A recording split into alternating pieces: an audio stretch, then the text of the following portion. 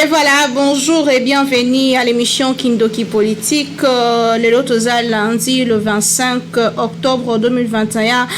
Naville province à Kinshasa, Tozu di Bakou, ya co-présenté l'émission émission et mon connaît le bozo l'andabiso partout dans le monde. Mbo TP, boye bola mbo zalawana pour na l'andabiso kinosuka émission d'actualité politique wa pitolobela kamakamyo suzo le kalamboka Congo ozali banda mboka topi na kati ya Congo a to analyse ka topi sa makanisi na biso to yambela bino bato ya ndenge na ndenge ba politique de tous les camps bandeko ba journaliste ba scientifique pe lisusu ba e bakanisa ka mingi pour l'avenir ya mboka na biso na lobaki yango keza le 25 octobre 2021 pour la information du jour boyebi que moi ndungu ezali moi makambo beleza na kati ya mboka na biso moko na lelo kasi tikato rassurer bino que force eza fausse information que Moïse Katumbi Chapo paix ensemble pour la République ba longwe na union sacrée yango officiellement et salemina noté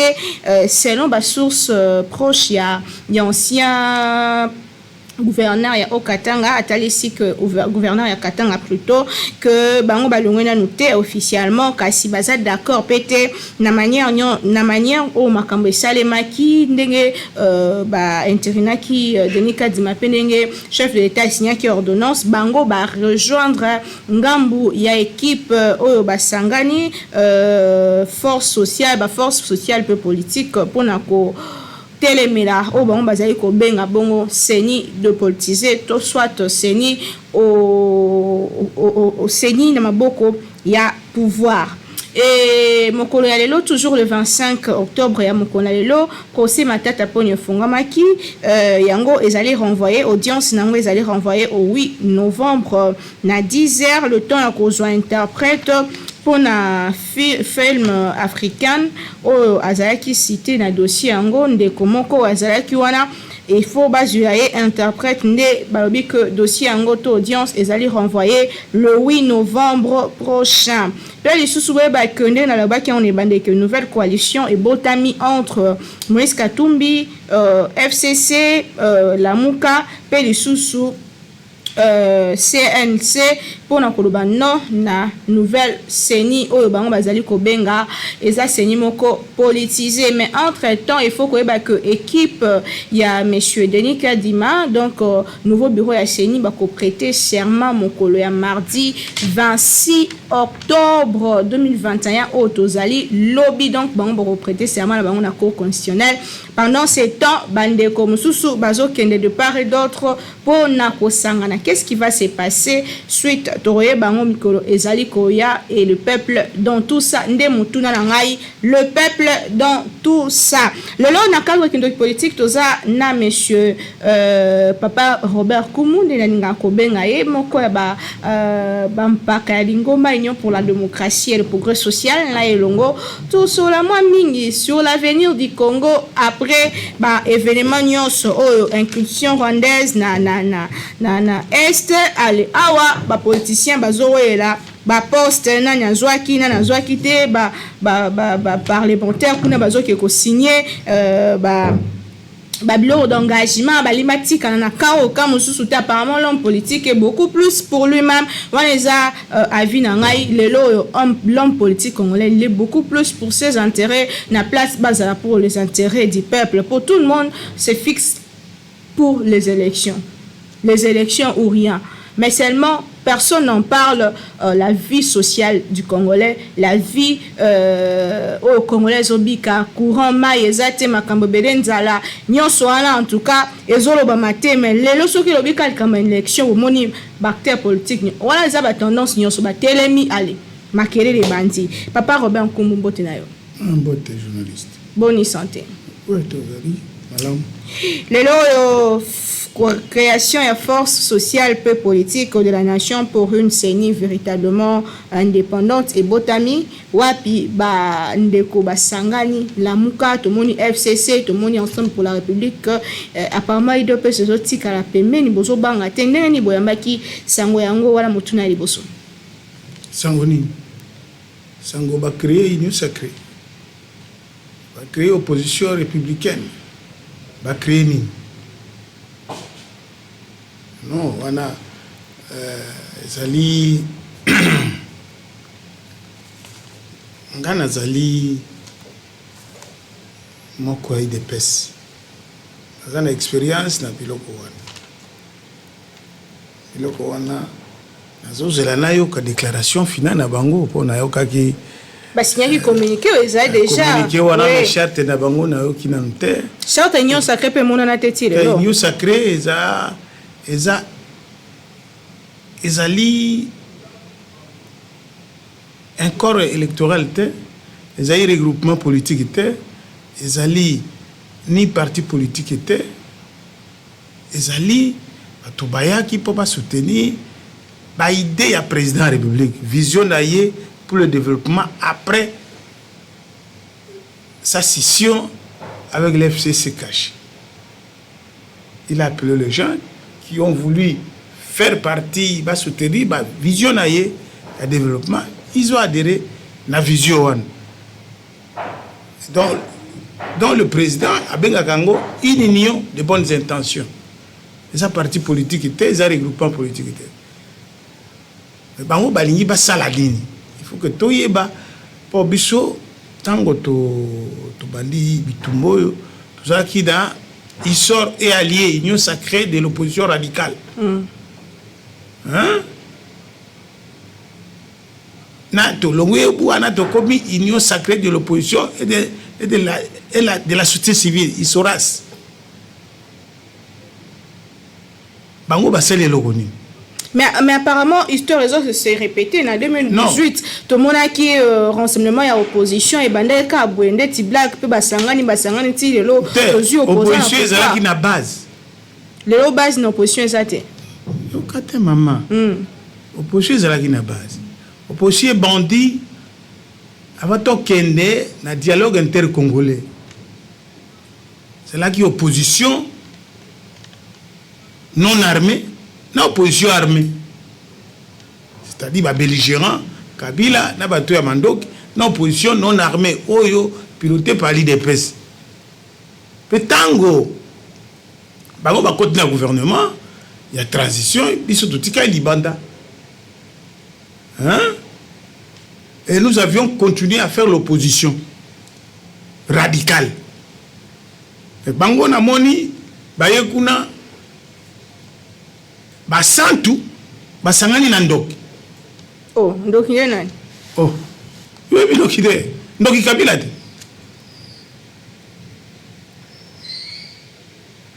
Basantu basangani na ndoki.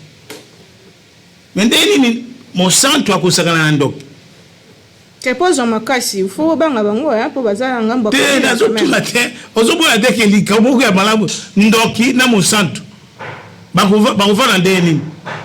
Moi Nabutu basangana donc yo zomona que fond exacté pour ça tant nazomona na moni église catholique na mission baye kusangana na ndoki Kabila Fayulu Mafa aye kusangana na Kabila. Moi je m'en moque nazo sec. Et Moïse Katumbi, non formellement adhéré. Soko aye kusangana Kabila. Kabila motabenga nangi yena en exil. Ils vont vivre dans méfiance. Mais pour ce que bazo linga bazo elo moko. Bakoko kate. Pour ce que ngamo bango bakei biso nde tozana expérience wana. Bakoko kate. Puisque bakowela mais Kabila sikoyo yende le vrai opposant Joseph Kabila na FCC la vraie opposition puisque tolongoli bango na pouvoir des degrés ou de force tolongoli Kabila na batunaye ba Shadari na batunaye na pouvoir hein batoyo tobundi na bango bitumba basengeleki tozala bango ngambo moko po bango ezala basango cardinal après investiture à président un mois après baloba kinini biso toza un problème na Tshisekedi te, toza un problème na Kabila. Il faut Félix akabwana Kabila. Cardinal na États-Unis à l'Obindengwal. Et après, à la fin des comptes, à la fin des comptes, Tango, Tokabwani na FC, Tobomie FCC Cash, to créer président Abengi Bango na Union Sacrée. Ils avaient applaudi. Balbi oui, Sika, Makambo, Eleki, Ndoki, Alongui. Mais Bango Ndoki, Alongui, Baladi Ndoki. Bango sa na yelo konini. Puisque Mabe Oyo, reconstruction Oyamboka, Oyamboka kita tina moins 20. Hein maman? Moins 20. Okoma na 0, Okoma na plus 1, ti plus 10. Mabe Oyo ezanani, Kabila. Mais bino boki olia na Kabila. C'est-à-dire bolingi guerre ya este ezongate. Mais est-ce que ma revendication na bango eza fondée? Revendication nini? Il y a rien ni politisé apparemment ba poste nyon se pesa mi ndenge senyela yité. Rhétorique dialectique politique eza na sens te. Eza sens te. Ce qu'on le dit Mouti Munzini oyo azali na place ya opposition aza moto ala mukate moto ya Fayulu te Bitu Munzini na bureau ya Seni rapporteur adjoint aza moto opposition non moto ala muka ya Fayulu na moi bazolo ba likambo na butu bolo ba. Mais bah on reconnaître était apparemment union sacrée créée reconnaître est-ce qu'il y a wangani a wangani te bon muzita kana parlement mais ali akambongo akenda kana parlement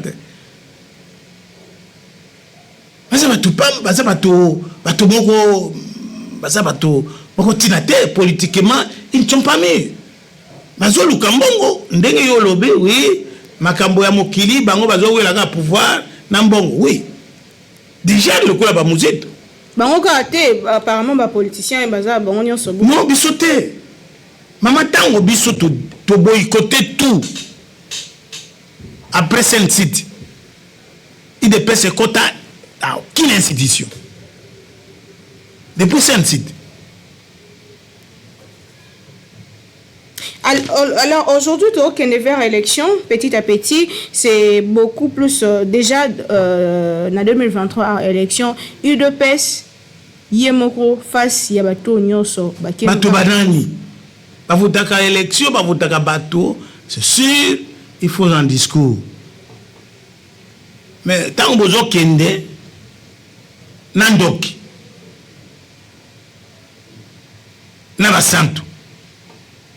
Mais tu as vu que pouvoir n'a pas jamais est-ce que kotambola wana li sangalina li kozala malamu c'est ça la question li kozala malamu te bango kozala malamu te mais bino botikali bino moko wana mais biso bunda bitembwa biko biso moko oh yo yibiteke biso de peste to bunda bitumbo biso moko. Tant que tu bandis opposition à Mobutu, il n'y avait pas un autre parti politique. En 82, il n'y avait aucun parti politique. Et nous avions lutté depuis 82, 90. Mobutu Aleli, comprenez mon émotion. On était seuls. Monsieur Soubangela Bissotin. Mais pour arriver au pouvoir, vous savez qu'il n'y a pas ça quand même, il y a bateau. Dès que INC, vous savez qu'il y a bino, de Kokamere. À soutenir Ibinopé quelque part. Mais oui, Ayaki tout ça la campagne. Cap pour le changement. Oui. Ayaki pour la changer. Bon, voilà. Monsieur Zouban qui la terre. Mais il y a sacré, ça, Vimbi. même après départ ndenge déjà ezokende ya bandungundu départ ya ensemble pour la république botika normal mais yo moko lobi awadi ensemble nano akei te akei nano te siko akokende tokoyeba akokende na banani suka likambo ya importance ya ensemble ezali majorité parlementaire pour que majorité ezala frité mais biso nous ne comptons pas à 300 ou 400 nous comptons à 280 nouveaux élus oyo biso to banda na bango komba ya requalification à majorité les nouveaux élus bango baza toujours toko ba une émission ya biso kindoki politique to lobela discours ya chef de l'état population basandinya ki mwandambu to soki fo lo bango bongo équipé vraiment te alobeli ngambo ya social ya peuple te asimbi même pas ba greffe bande ko salema de part et d'autre asimbi problème ya ramte directement ake ko simba likambo ya Denis Kadima oye andima ki ko signer ordonnance yo normal yo personnellement et donc moko alisanga pays de parce que kani o analyser qui discours président a ça discours message na ye message à la nation ezala ki teke a ça la discours programme a mi mandat ya bilao ya sali pour aller au bilo konyozo ayaki plus que problème ya Kadima ya Seni c'était trop préoccupant. Il devrait se prononcer sur ce point. Mais avant pas soit là, c'est là qui conseil des ministres. Conseil des ministres, Azui Makambwaram, Balongola, deuxième génération. Ba épargné Batouana, Bazana Bozuboke, Tolongola Bango na eloko. Donc biso bato ba téléphone à 4G de toi na nous a bozuité. Yo za iPhone. Osumba iPhone na $1000. Okosumba iPhone na $1000, yonda kuna odi akamatembe. Matembe kunde ça. Nazutu na yo mama. Matembe ça bien pour la santé. Mais oza $1000 bana wake na classe te. Osumbi iPhone $1000. Oza mbongo no? Ngai tal. Pour la mbongo te. Dans eux, ça épargné. Oui, bien sûr, ça épargné. Mais bon, vous avez un iPhone. Vous avez bon combien? iPhone. Sous un iPhone, $800. 1500. Oh, le bac aux ambongote. Aux Ouakango, c'est peut-être ce que vous avez ambongote au Ibac. Le coup, la ligne de bandit, il a fallu que votre bateau bozui. Alors, bandi ko banga ko futa mbongo yo zoko iba zongi sela mukulu ata $1. Tango conseil des ministres ateyo président to makamwana to silis makambo ya enseignement solution que zomenante grève manifestation ba koti déjà lobby bazokota négociation problème à enseignant oyo ba enseignant baza koluka bafuta ba nouvelles unités mais ba nouvelles unités bango moko ba lobby ba nouvelles unités eleki ebele ba nouvelles unités oyo ba kofuta eza ba nouvelles unités oyo basi ba créer omona wapi na division moko 700 personnes oyo ba Congo engagé ba ebele na direction moko 700 personnes direction moko ya 3 4 5 divisions, 300, 400, 700 personnes. Batunyo Souana, nouvelle unités. Il ne faut pas foutre d'abord. Non. Wana soli.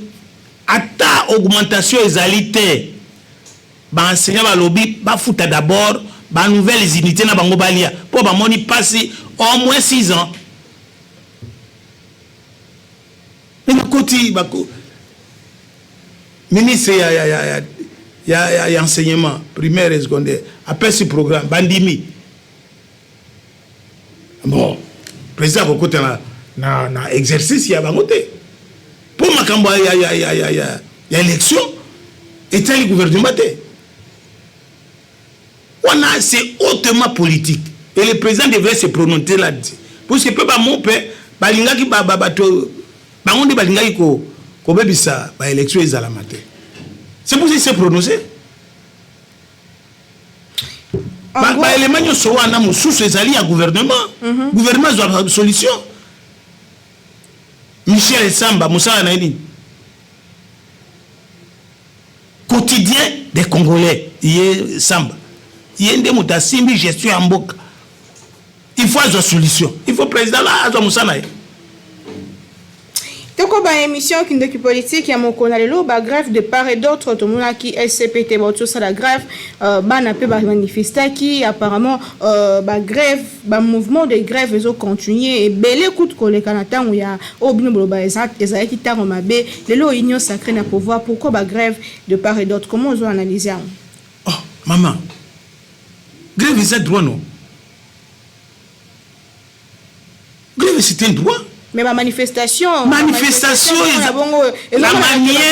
non manière à que s'exprimer à moto biso to ko entraver droit ya moto te moto soka moni mabe alors à Saladine il faut étouffer kanga monoko non à quoi exploser mais ce qui est important ou tout ce qui a une revendication, comité de gestion, bayokani na syndicat. Faut pas jouer solution. Pas jouer solution. C'est ça ce qui. Mais c'est là on va promesse mais est-ce que c'est là on va fonctionner. Bien sûr, on a les alliés entreprises de l'État ou l'État, il est là, azali actionnaire principal, l'unique. Mais on a 13 ans en gestion. Revendication, on a 3 oya motuya, oyo ngai na kobeta 7 nazo benga premier ministre. Décision à premier ministre. Il y a gouvernement ezalaki balongola port oyo ya moto wana toba mo olive na ndeko yango ni yo ya Kongo wana. Ba port privé wana nyonso elongwa.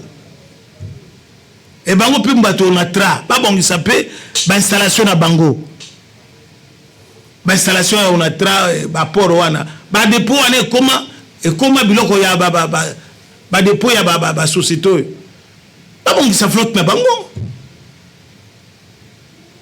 chaque fois l'état pas pesa ka mbongo wana l'état pesa ka ekenda wana ba bongisa ka misana na bango te pona nini ça aussi la mauvaise gestion interne. Oui, bongo ba travailleurs wana ba fonctionnaires. Ce ne sont pas des fonctionnaires. Ils ne dépendent pas de la fonction publique. Ils dépendent du comité de gestion de l'ONATRA.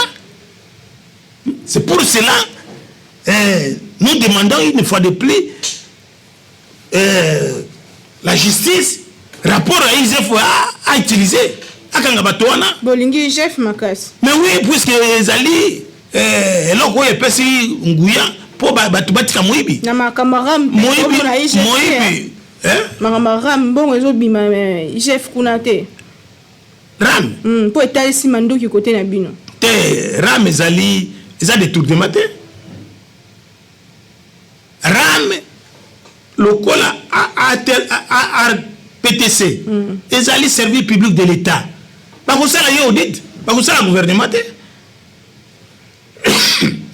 ndenge moko SONAS ndenge moko INSS RAM on espère que oyo nini a PRTC azana comité de gestion na yango soko ba auditer des comité de gestion ba auditer tozo espérer que au sale mabongo po peuple congolais ba mbongo na nyonso ite va kende et c'est la nini biso to lingi ite va kende to yeba moto ayiba mbongo ya kuna mais il participe na budget de l'État 40% na ye ya revenu na ye nani wa RPTC RPTC participe à budget de l'État aussi 40%. Ah bon? Il y a revenu na ye annuel. Oh, il est le gouvernement de parce que la audit il se fait que de kuna biso tolingi il faut que de kuna comité de gestion wana bakanga po baza ba mwibi comité de gestion wana balongwa baotia biso propre te na boyibi na bango baoti poto bango nyonso bamiyibi diaspora oyo baza kuna ce sont des voleurs il faut balongwa kuna voleur c'est trop grave mais oui parce que juste puisque batindi au propre babwakeli na IDPS babwakeli ministre Kibasa babwakeli président au président mbongo wale kena na présidence certes tutelle administrative ezali présidence mais gestion na yango présidence azate na kati cette diaspora là bango nyonso bato ya comité de gestion wana ils sont tous de la diaspora bamiyebi vibakanga bango est-ce que wana makambo ya gouvernement ezalaka bagouvernement te tu espérer que solution ezoma na ngambo wana mpe ezala bien mpo état de droit ezosimba moto nyonso tosukisi émission awa kasi fo tolobela procès matata poni audience ebandaki lelo procès Bukanga Lonzo liloba moko par rapport na yango mpo tosukisi émission. Oui, ngai nakendeki na Bukanga Lonzo na Bukanga Lonzo namonaki biloko eza kuna soko projet wana Bukanga Lonzo esalemaki mbele tozongisaki agriculture na niveau quand même ya mwa malamu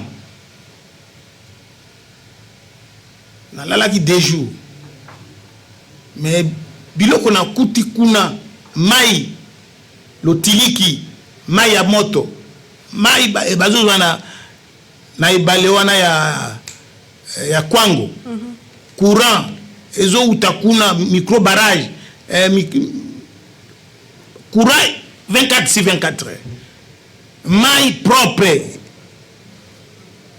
oko soko zakuna oko tala oko kanisa kisasa te